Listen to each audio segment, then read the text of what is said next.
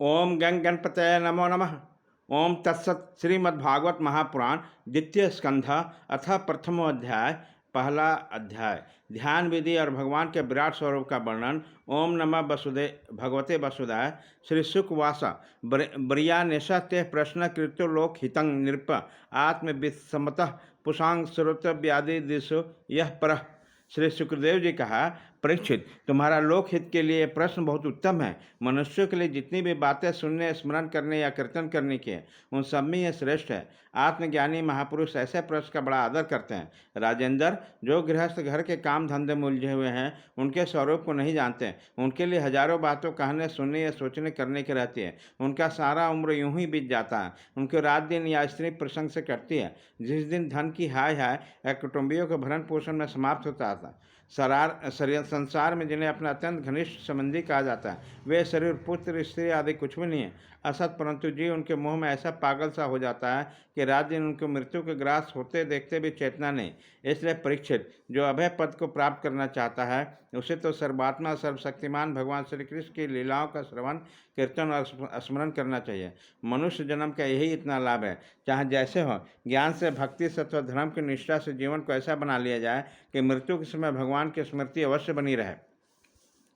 परीक्षित, जो निर्गुण लघु रूप में स्थित है एवं विधि निषेध की मर्यादा को लाग चुके हैं, वो बड़े बड़े ऋषि मुनि भी प्राय भगवान के अनंत कल्याणमय गुणों के वर्णन में रमा रहते हैं। द्वापर के अंत में इस भगवत रूप अथवा वेदतुल श्रीमद्भागवत नाम से महापुराण अपने पिता श्री कृष्ण द्वैपायन से मैंने अध्ययन किया था। राजेश है, मैंने निर्गुण स्वरूप परमात्मा में पूर्ण निष्ठा है, फिर भी भगवान श्री कृष्ण की मधुर लीलाओं की बलात् ने मेरे हृदय को अपनी ओर आकर्षित किया।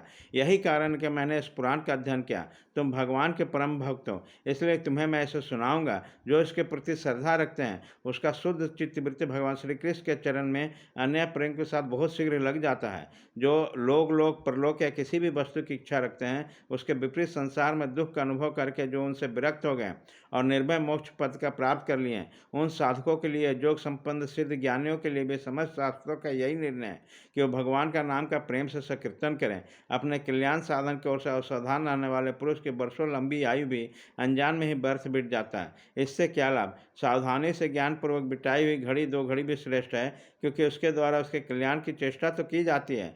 राजर्षि खटवांग अपनी आयु की समाप्ति के समय जानकर 2 घड़ी में सब कुछ त्याग कर भगवान को अभय पद को प्राप्त हो गए। परीक्षित, अभी तो तुम्हारी जीवन की अवधि 7 दिन की है। इसी बीच में तुम अपने परम कल्याण के लिए जो कुछ करना चाहते हो सब कुछ कर लो। मृत्यु के समय आने पर मनुष्य घबराए नहीं। उसे चाहिए कि बैराग के शस्त्र से शरीर और उसके संबंध के रखने वाले प्रति ममता को काट डालें।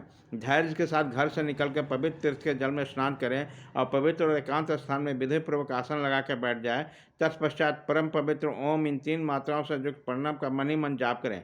प्राण आयु को बस में कर मन को दमन करें और एक क्षण के लिए भी प्रणव को न भूलें। बुद्धि की सहायता से मन द्वारा इंद्रियों को उनके विषय से हटा लें। अकर्म की वासनाओं से चंचल हुए मन को विचार के द्वारा रोककर भगवान के श्री मंगलमय रूप में लगाएं। स्थिर चित्त से भगवान के श्री विग्रह में किसी एक अंग का ध्यान करें। इस प्रकार एक एक अंग का ध्यान करते करते विषय वासना से रहित मन को पूर्ण रूप में भगवान में ऐसा तल्लीन कर दे कि फिर और किसी विषय का चिंतन ही न। और वही भगवान विष्णु का परम पद है, जिसे प्राप्त करके मन भगवत प्रेम आनंद से भर जाता है। यदि भगवान का ध्यान करते समय मन रजोगुण से विक्षिप्त या तमोगुण से मूढ़ हो जाए तो घबराए नहीं। धैर्य के साथ योग धारणा के द्वारा उसे बस में करना चाहिए, क्योंकि धारणा दोनों गुणों के दोषों को मिटा देती है। धारणा स्थिर हो जाने पर ध्यान में जब योगी अपने परम मंगल में आश्रय भगवान को देखता है तो उसे तुरंत ही भक्ति योग की प्राप्त हो जाती है। परीक्षित ने पूछा, ब्राह्मण, धारणा किस साधन से किस वस्तु में किस प्रकार की जाती है और उसका क्या स्वरूप माना गया जो शीघ्र ही मनुष्य का मन का मैल मिटा देता है? श्री सुखदेव जी ने कहा, परीक्षित, आसन, श्वास, आसक्ति और इंद्रियों पर विजय प्राप्त करके फिर बुद्धि के द्वारा मन के भगवान के स्थूल रूप में लगाना चाहिए। यह कार्य रूप संपूर्ण विश्व जो कुछ कभी था या होगा, सबका सब जिसमें दिख रहा वही भगवान स्थूल विराट शरीर है। जल, अग्नि, वायु, आकाश, अहंकार, महत्व और प्रकृति, इन 7 आवरणों से घिरे हुए इस ब्रह्मांड शरीर में जो विराट पुरुष भगवान है, वही धारणा का आश्रय है। उन्हीं की धारणा की जाती है। तत्व पुरुष जिसका इस प्रकार वर्णन करते हैं, पाताल विराट पुरुष के तलवे हैं, उनके एड़िया और पंजे रसातल हैं, दोनों गुल्फ एड़ी के ऊपर गांठें महातल, उसके पैरों के पिंड तलातल हैं। विश्वमूर्ति भगवान के दोनों घुटने सूतल और सुतल हैं, जांगे बीतल और तल हैं, पेड़ भूतल और परीक्षित उनके नाभि रूप सरोवर को ही आकाश कहते हैं। आदि पुरुष परमात्मा को छाती का स्वर लोग, गले को महर लोग, मुख को जन लोग और ललाट को तपोलोक कहते हैं। उन सहस्र सिर वाले भगवान का मस्तक समूह सत्य लोग हैं। इंद्र आदि देवताओं उनके भुजाएं हैं, दिशाएं कान और शब्द संवेंद्रियां हैं। दोनों अश्विनी कुमार उनके नासिका के छिद्र हैं, गंध ज्ञानेन्द्रियां और धधकती हुई आग उनका मुख है। भगवान विष्णु के नेत्र अंतरिक्ष है, उसे देखने की शक्ति सूर्य है। दोनों पलके रात और दिन है, उनका भूविलास ब्रह्मलोक है। तालु जल है और जीहा रस। वेद को भगवान को ब्रह्मरंध्र कहते हैं और यम को दाढ़े। सब प्रकार के स्नेह दांत है और जगन मोहनी माया को ही उसको मुस्कान कहते हैं।